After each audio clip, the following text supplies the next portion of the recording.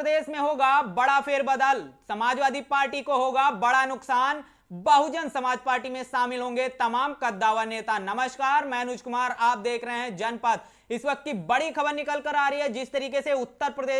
प्रदेश में साफ तौर पर आप दिखाई देता हुआ नजर आ रहा है, गुप्त सूत्रों से तमाम जानकारियां मिलती हुई दिखाई दे रही हैं, जिससे तमाम चीजें निकलकर सामने आ रही हैं और उत्तर प्रदेश में समाजवादी पार्टी की जमीन खिसकती हुई नजर आ रही है। मैं ऐसा क्यों कह रहा हूं, ये आपको दिखा देता हूं। ये जो आप देख रहे हैं, उत्तर प्रदेश के रवि प्रकाश वर्मा जो हैं, जो समाजवादी पार्टी से सांसद सदस्य रहे हैं और समाजवादी पार्टी के राष्ट्रीय महासचिव रहे हैं, इन्होंने समाजवादी पार्टी से इस्तीफा दे दिया है। बड़ी खबर निकलकर सामने आ रही है और उनका इस्तीफा आप साफ तौर पर स्क्रीन पर देख सकते हैं। रवि प्रकाश वर्मा ने समाजवादी पार्टी से इस्तीफा दे दिया है और अब तमाम चीजें जो इसको लेकर लगातार बयानबाजी होती हुई नजर आ रही है। तमाम जो राजनीतिक विशेषज्ञ हैं लगातार अपना मत रखते हुए नजर आ रहे हैं और इसको लेकर एक बड़ी खबर निकल कर आ रही है। जिस तरीके से बात किया जाए, खबर निकलकर सामने आ रही है, राजपथ के पत्रकार हैं गौरव पाल और उनके ट्विटर हैंडल से बड़ी खबर निकलकर सामने आ रही है और गौरव लिखते हैं, आज समाजवादी पार्टी के पूर्व सांसद रवि वर्मा ने पार्टी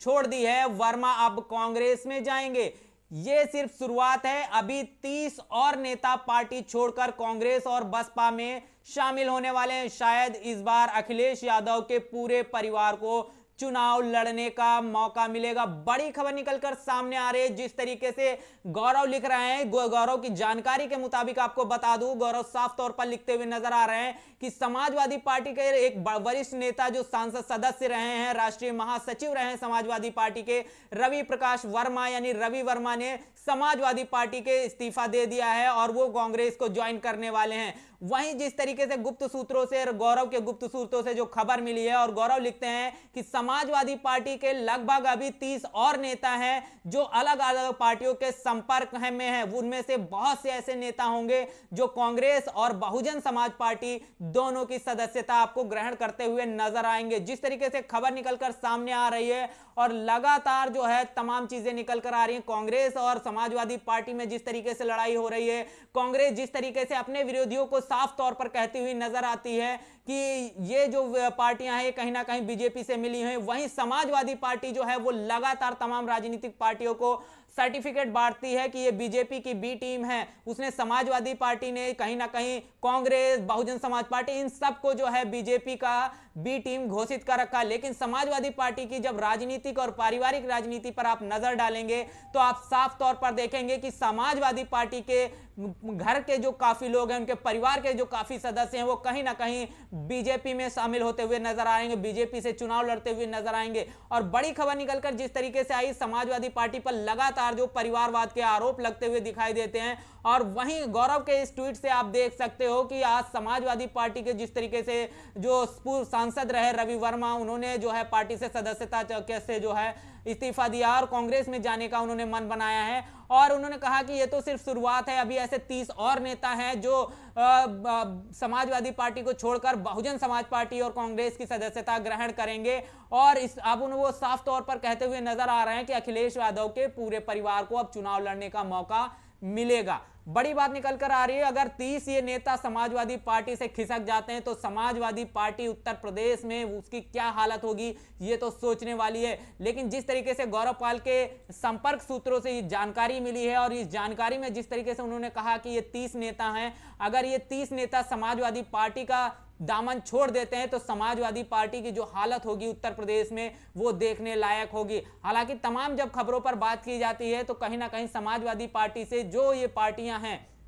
इनको बीजेपी की बी टीम घोषित कर दिया जाता है। लेकिन समाजवादी पार्टी की जमीनी स्तर पर सब कुछ अच्छा नहीं चल रहा है, पार्टी के बीच सब कुछ अच्छा नहीं है। इसी को देखते हुए जिस तरीके से रवि वर्मा ने समाजवादी पार्टी की सदस्यता से इस्तीफा दिया और वो कांग्रेस में जाने की तैयारी कर रहे हैं और वहीं तमाम 30 ऐसे नेता हैं जो कहीं ना कहीं बहुजन समाज पार्टी और कांग्रेस में जाने की फिराक में नजर आते हैं। आने वाले समय में जैसे जैसे चीजें घटित होंगे, जैसे जैसे चुनावी परिणाम आएंगे, तमाम जो राजनीतिक फेरबदल होते हुए नजर आएंगे। लेकिन इससे साफ तौर पर एक चीज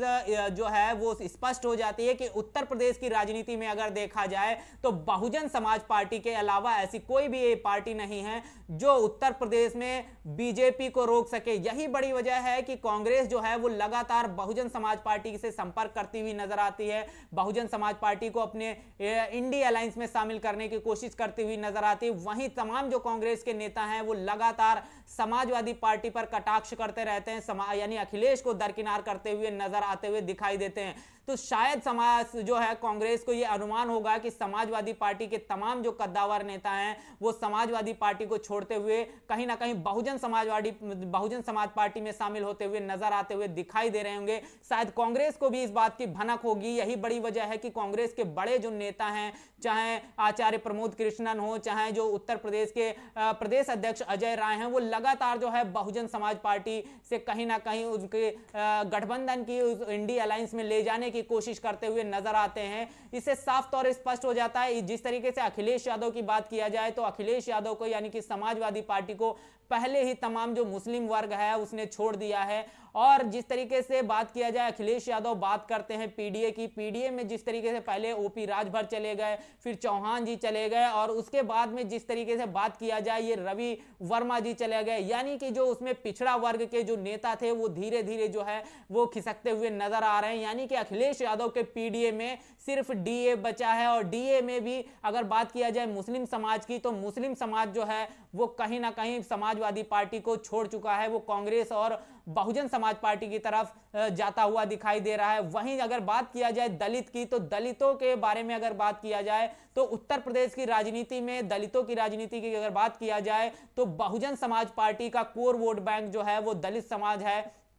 यानी कि अगर इस पूरे मामले पर आप एनालाइज करते हैं, पूरे मामले पर चिंतन मनन करते हैं, तो आपको साफ तौर पर नजर आएगा कि अखिलेश यादव यानी कि समाजवादी पार्टी की पूरी जमीन खिसकती हुई नजर आती हुई दिखाई दे रही है। और उत्तर प्रदेश की राजनीति में अगर ऐसा कुछ घटित होता है तो कहीं ना कहीं आप आने वाले समय में देखेंगे कि समाजवादी पार्टी की जो हालत है वो बद से बदतर होती हुई नजर आएगी। यही बड़ी वजह है कि अखिलेश यादव अब पीडीए में कभी अगड़े की बात करते हैं, कभी मुस्लिम समाज को जिस तरीके दरकिनार करते हुए नजर आते हैं, मुस्लिम समाज का नाम नहीं लेते हुए नजर आते हैं। तो शायद उनको भी यह भनक है कि तमाम जो समाज है वो पिछड़ा वर्ग हो, चाहे दलित वर्ग हो, चाहे मुस्लिम वर्ग हो, वो उनको छोड़कर जा चुका है। और मुस्लिम वर्ग की बात किया जाए, जिस तरीके से मुस्लिम समाज समाजवादी पार्टी से नाराज है वो देखने वाली है। जिस तरीके से निकाय चुनाव में समाजवादी पार्टी को छोड़कर तमाम मुस्लिम वर्ग ने बहुजन समाज पार्टी और कांग्रेस को वोट किया है, तो इससे बड़ी बात निकल कर आई। और कांग्रेस की अगर बात किया जाए तो कांग्रेस का उत्तर प्रदेश में जनाधार पहले से ही खत्म है, एक सीट आई थी कांग्रेस की। और बात किया जाए जिस तरीके से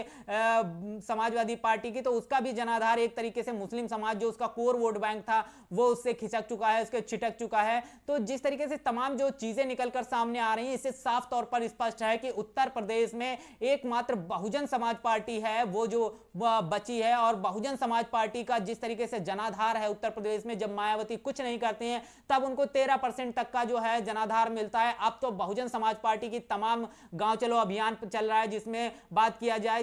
जो उनके उत्तर प्रदेश के जो प्रदेश अध्यक्ष हैं, जिस तरीके से पाल जी की बात किया जाए, विश्वनाथ पाल जी की, तो जो विश्वनाथ पाल हैं वो लगातार गांव गांव जा रहे हैं, गांव चलो अभियान चला रहे हैं, घर घर जाकर कैडर जो वोट बैंक है अपने कैडर को जगा रहे हैं, गांव गांव जाकर बूथ बूथ मजबूत करते हुए नजर आ रहे हैं। तमाम जो फुटेज हैं, तमाम जो वीडियोज हैं, लगातार आप उनके ट्विटर हैंडल पर देख सकते हैं। और उत्तर प्रदेश में कहीं ना कहीं बहुजन समाज पार्टी सक्रिय है, लेकिन वो बड़ी बड़ी दिखावी चुनावी रैलियां ना कर छोटी छोटी गांव गांव जाकर रैलियां करती हुई नजर आ रही है। यानी कि गुप्त तौर पर उसका जो गोरिल्ला युद्ध एक तरीके से कह सकते हैं, वो गोरिल्ला युद्ध के तहत तमाम जो रणनीतियां तय करती हुई नजर आती हुई दिखाई दे रही है बहुजन समाज पार्टी। और बहुजन समाज पार्टी का यही बड़ा जो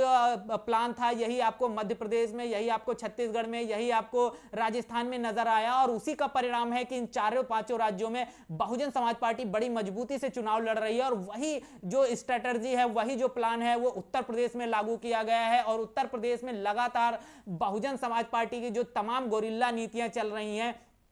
चाहे गांव चलो अभियान हो, चाहे बूथ मजबूत करो अभियान हो, इस तरीके के युवाओं को भागीदारी देने की बात हो, और लगातार तमाम चीजें हो रही हैं। और आकाश आनंद जब से राजनीति में एक्टिव हुए हैं, और कहीं ना कहीं आकाश आनंद उत्तर प्रदेश में भी एक्टिव हो, जो चुनाव के बाद जो कहीं ना कहीं उत्तर प्रदेश में उनकी तमाम जो चुनावी रैलियां होंगी, तमाम जो कैडर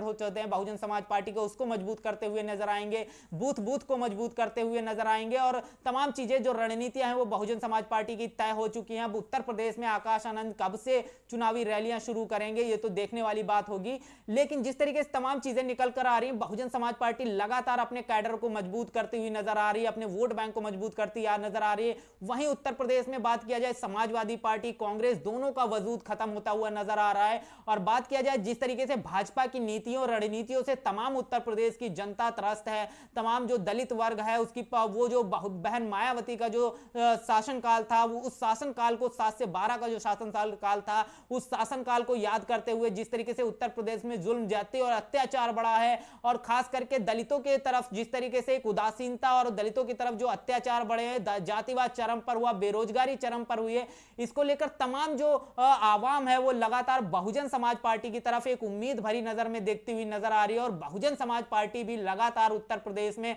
कहीं ना कहीं अपनी तमाम जो रणनीतियों पर कार्य करती हुई नजर आ रही है, और विश्वनाथ पाल लगातार उन रणनीतियों पर काम करते हुए नजर आ रहे हैं। गांव गांव जाकर प्रतिदिन का वो ब्यौरा जो है अपने ट्विटर पर डाल रहे हैं, कहां पर मीटिंग किया, कब मीटिंग किया, किस गांव गए, सब तरीके की चीजें वो जो है ट्विटर हैंडल पर डाल रहे हैं, और गुप्त तरीके से तमाम जो है मीटिंग्स उनकी चल रही हैं। इससे उत्तर प्रदेश में बहुजन समाज पार्टी का जनाधार बढ़ता हुआ नजर आ रहा है, और आकाश आनंद के आ जाने के बाद तमाम जो युवा है वो लगातार बहुजन समाज पार्टी में शामिल होता हुआ नजर आ रहा है। और इसके बाद जिस तरीके से भीम सेना का समर्थन बहुजन समाज पार्टी को मिला, भीम आर्मी जय भीम का समर्थन बहुजन समाज पार्टी को मिला, ओबीसी समाज की जो ओबीसी वर्ग है उसका जो समर्थन है बहुजन समाज पार्टी को मिला, इससे साफ तौर पर स्पष्ट है कि बहुजन समाज पार्टी उत्तर प्रदेश में बड़ी मजबूत होती हुई जा रही है। यानी कि साफ तौर पर यह स्पष्ट है कि उत्तर प्रदेश की राजनीति में बहुजन समाज पार्टी एकमात्र पार्टी है जो भाजपा को उत्तर प्रदेश में दोबारा सरकार बनाने से रोक सकती है। यही बड़ी वजह है